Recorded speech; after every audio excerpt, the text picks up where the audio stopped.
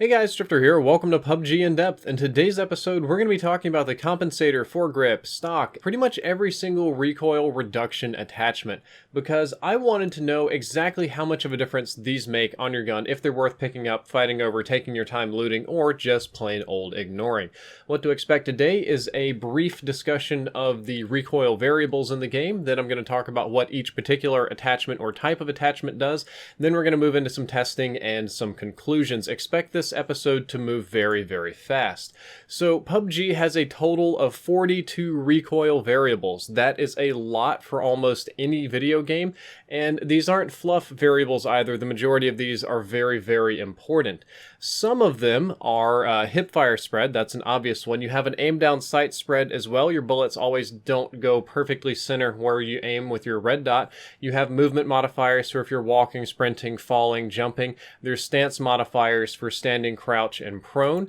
You have different recoil variables for the actual amount of kick per shot. That's both horizontal and vertical. There is a variable for the randomness of your kick, the amount of kick. There's a kick increase per shot.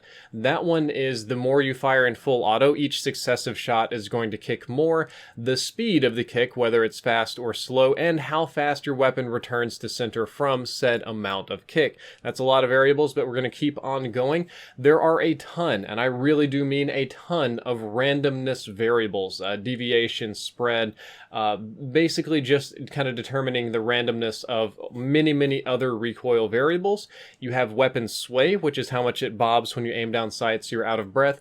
And more importantly than you would think is camera shake. That's how much the recoil feels, how violently your camera shakes, kind of your viewport moving around. So now that we're done with that, I'm going to go over brief summaries of what each type of attachment does, and I'm not going to be giving specific numbers because each attachment typically only affects a few of the variables. It would affect some kick variables and not others, or some randomness variables and not others, and without defining all 40 plus of them and giving numbers for a game that changes often in early beta, it's not going to make a lot of sense. So let's just move forward.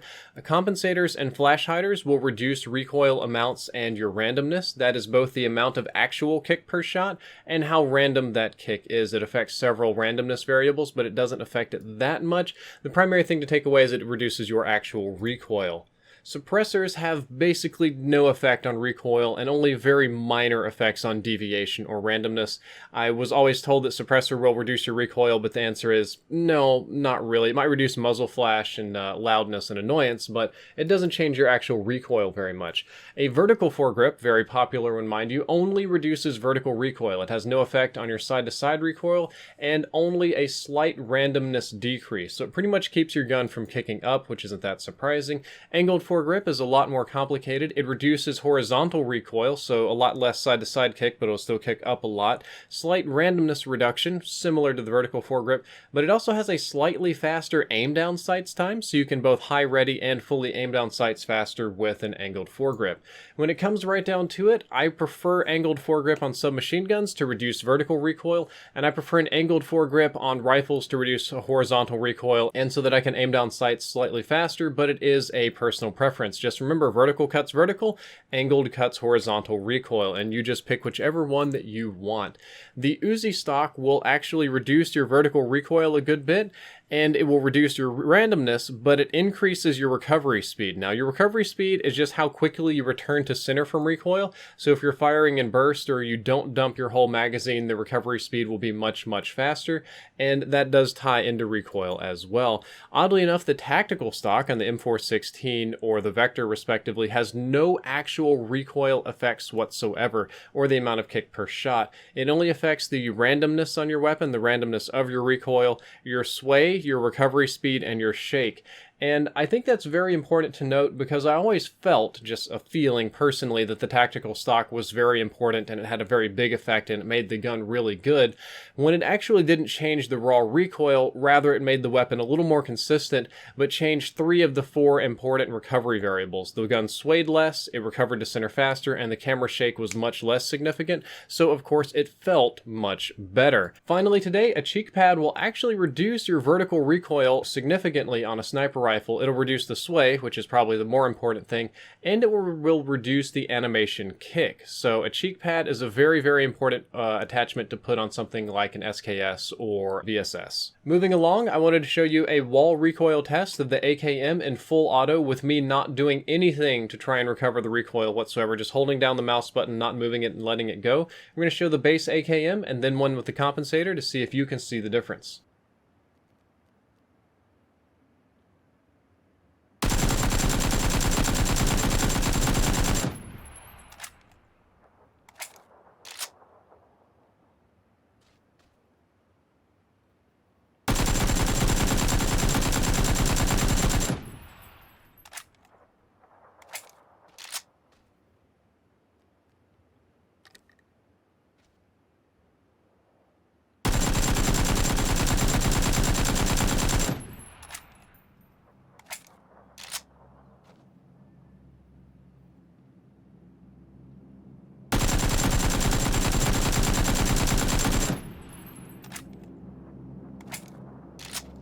Personally, I don't see very much difference in this case. I do not think the compensator was making a very significant difference on the AKM, but the AKM kicks a lot and it only takes one attachment, so what? How about we test something a little bit more interesting like a base M416 versus one that's fully kitted with vertical foregrip, tactical stock, and everything else you could possibly imagine. Compensator as well.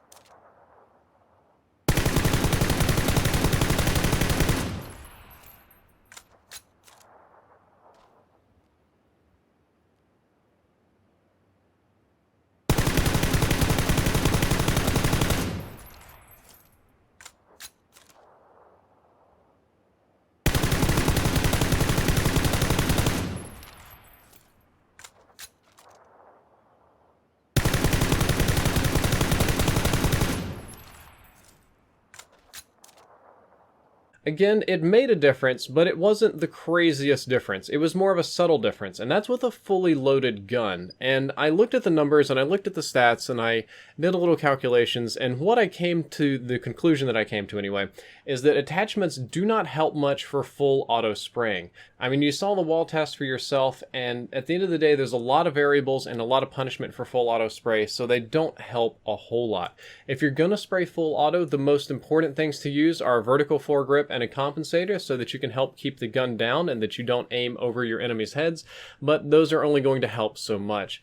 What happens is, in this game, that recoil-reducing attachments are more geared for select fire improvements. A lot of them are designed to reduce bullet randomness, aim down sights randomness, camera shake, and things like that, so that it is much, much easier to use your weapon in single fire, and so that it feels much better, more so than it does like radically changing the recoil pattern like it will in Battlefield or Call of Duty. And the reason for that is that there are just too many recoil variables. There's 41 total variables, and a good portion of them are designed to add randomness to your recoil, kind of like a real weapon that has sway, that has bob, that has drag, a real person that's breathing and twisting and twerking their gun ever so slightly, and much like real life, there are very big punishments for fully automatic spraying. So with a ton of variables, mostly focused on recoil and huge full auto punishments, and only a limited number of attachments per weapon, you can only really counter so many recoil variables at a time, and the game, no matter what you put on your gun, is going to be very, very punishing for fully automatic spray. Based on my testing results and a little bit of gameplay that I've done, and all of this in-depth episode, the numbers too and the stats, I've just decided to do a lot less full auto and a lot more select fire at range. And that's what I'm going to recommend for you guys too, is that if you really want to get the most out of your recoil reducing attachments, go for select fire. Or if you really just have to go full auto, go for compensators and foregrips. Guys, that's all for this in-depth episode. I hope that you enjoyed it. I hope you learned something useful. If you did, don't forget to like, favorite, and subscribe. Drifter out.